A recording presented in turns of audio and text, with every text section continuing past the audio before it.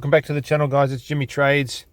We will take a look at the YM short I took during the New York AM session yesterday. That was a live trade executed on stream. And we will also look at today's bias. You will notice that I'm doing something a little different here. I'm recording this from my phone because I'm actually out and about this morning or this evening, my time, and I won't be in front of the computer. So we'll see how we go. So looking at the calendar first, Thursday, August 21, we have 8:30 a.m. news with the unemployment claims, followed by 9:45 news with the flash manufacturing and flash services PMI. So we were just going to probably wait till after the 9:45 news drops before we look to execute or enter the market this morning.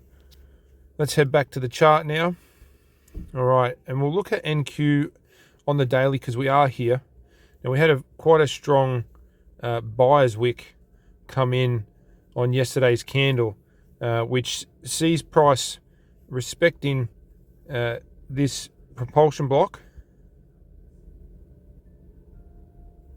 and this order block right here.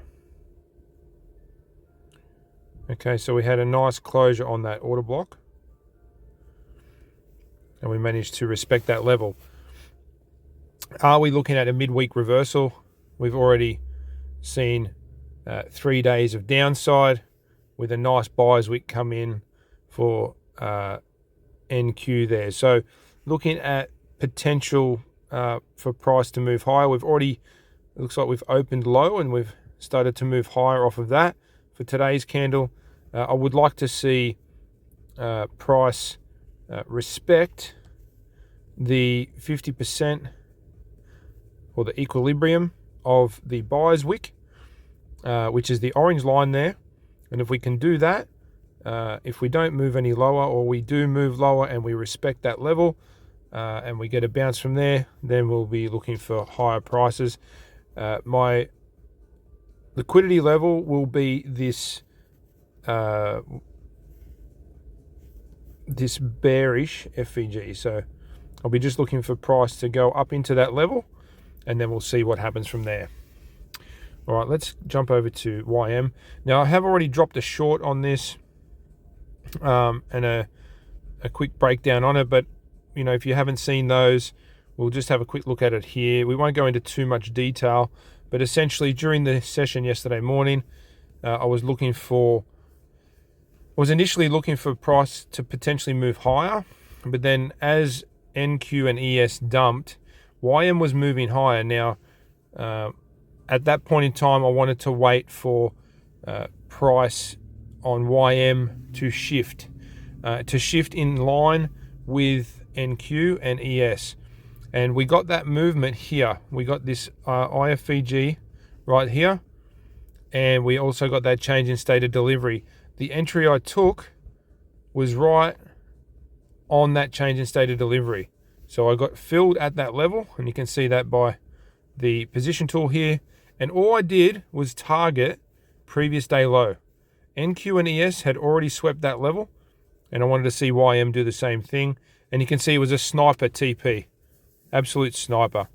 Price went down, and if we tried to target 2R, because this wasn't 2R, this is a 1.6. At one point I had my stop at this high. You know, it's pretty much a 1-to-1. So this was such a good example of why a fixed 2R is not always the sensible approach. And if you want to know more about that, join us in Trade Foundry, and we talk about it in more detail over there. All right, let's move on. Let's get over to oil. We'll get through this pretty quickly. Onto the daily. Let's have a look here. So what was I looking for? I wanted to see price move out of the range, and we did move higher. So what happens now? Well, maybe we'll see a reversal here. We've got a sweep of the high, so external, and we've also taken out previous day high first. Now I'll be looking for price to potentially come down, and although this daily candle isn't closed yet, we do have a bullish FEG sitting right here. Okay, so there is a level there that price could still retrace back to. All right, so that's what I wanted to see happen.